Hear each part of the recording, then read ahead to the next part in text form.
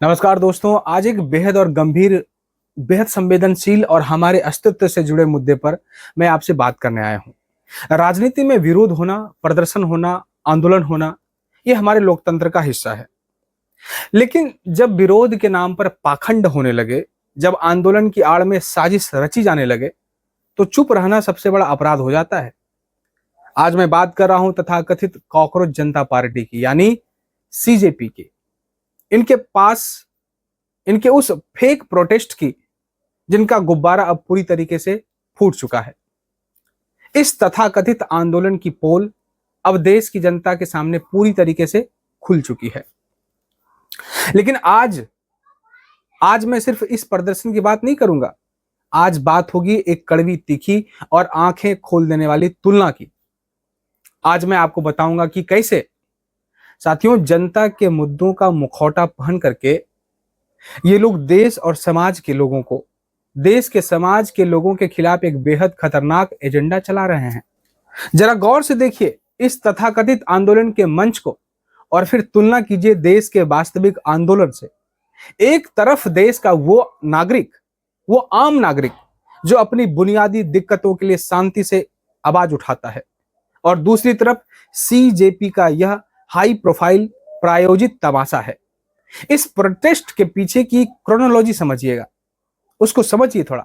सड़क पर भीड़ नहीं है, जनता का समर्थन नहीं है, लेकिन मंच सज चुका है, महंगे माइक लग चुके हैं और बड़े बड़े बैनर तैयार हैं। आखिर क्यों?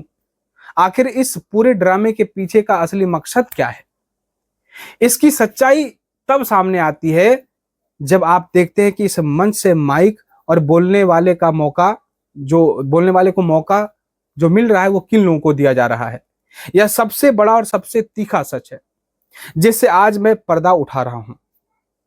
सीजेपी के इस प्रोटेस्ट की आड़ में चुन चुन करके ऐसे लोगों को इकट्ठा किया जा रहा है जिनकी रग रग में, जिनके खून में कट्टर एंटी हिंदू मानसिकता भरी हुई है।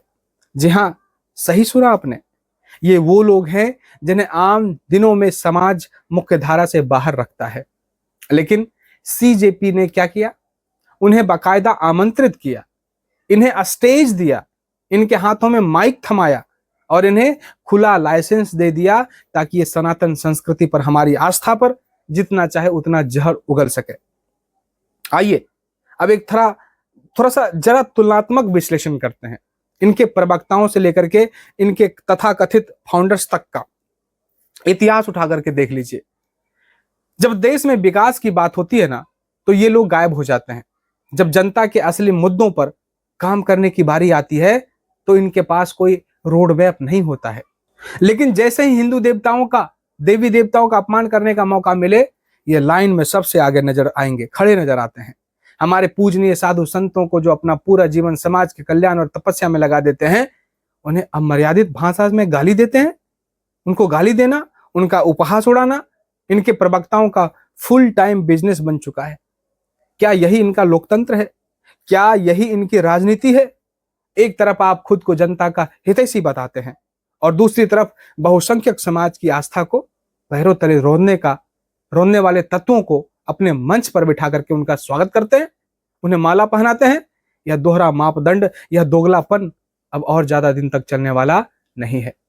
दोस्तों, यह सिर्फ एक इत्तेफाक नहीं है, ये इसको इत्तेफाक मत मानिए। यह एक सोची समझी क्रोनोलॉजी है। पहले एक फेक मुद्दा बनाओ, फिर मीडिया में बने रहने के लिए एक फर्जी प्रोटेस्ट खड़ा कर दो, और जब लगे कि जनता इस ड्रामे को भाव नहीं दे रही है तो समाज में नफरत फैलाने वाले विभाजनकारी और सनातन विरोधी तत्वों को आगे कर दो, ताकि माहौल खराब हो और इनकी राजनीतिक रोटियां सिकती रहें। लेकिन सीजेपी के आकाओं को और उनके इन पिट्ठुओं को मैं एक साफ साफ बात बता देना चाहता हूं कि यह 2026 का भारत है। आज का नागरिक सोशल मीडिया के दौर में एक एक सच को, हर एक एजेंडे को बहुत बारीकी से देखता है और देख भी रहा है, समझ रहा है।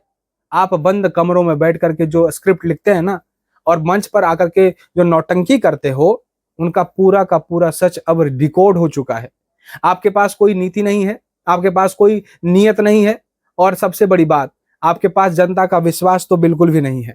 मंच और माइक दे करके किसी को दे दें आप, चाहे जितने हिंदू विरोधी एजेंडे को हवा दे दें, उससे कोई फर्क नहीं पड़ता है। इस देश की सांस्कृतिक नींव इतनी कमजोर नहीं है कि आपकी इस फेक प्रोटेस्ट और नफरत की आंधी से हिल जाए। जनता ने आपके इस पाखंड को पूरी तरीके से खारिज कर दिया है और आने वाले समय में आपकी इस नफरत की राजनीति को हमेशा के लिए ठंडे बस्ते में डाल दिया जाएगा। मेरा प्रयास आज सिर्फ इतना था कि इस प्रोटेस्ट, एक फेक प्रोटेस्ट के पीछे छिपे उस असली घिनौने और एंटी हिंदू चेहरे को आपके सामने ला सकूं। साथियों, आपने कल देखा होगा किस तरीके से कुणाल कामरा को माइक दिया गया और कुणाल कामरा ने किस तरीके से माता सीता और भगवान श्री राम के बारे में टिप्पणी की। आपके सामने मैं ला रहा हूं उस चीजों को ताकि आप पहचान सके कि कौन आपके अधिकारों की बात कर रहा है, कौन आपके देवी देवताओं का मजाक उड़ा रहा है और कौन अधिकारों के नाम पर आपकी आस्था को रौंद रहा है। इस वीडियो को देश के एक एक कोने तक पहुंचाइए ताकि हर कोई इन पाखंडियों की असलियत देख सके। आपकी इस पूरे मुद्दे पर क्या राय है?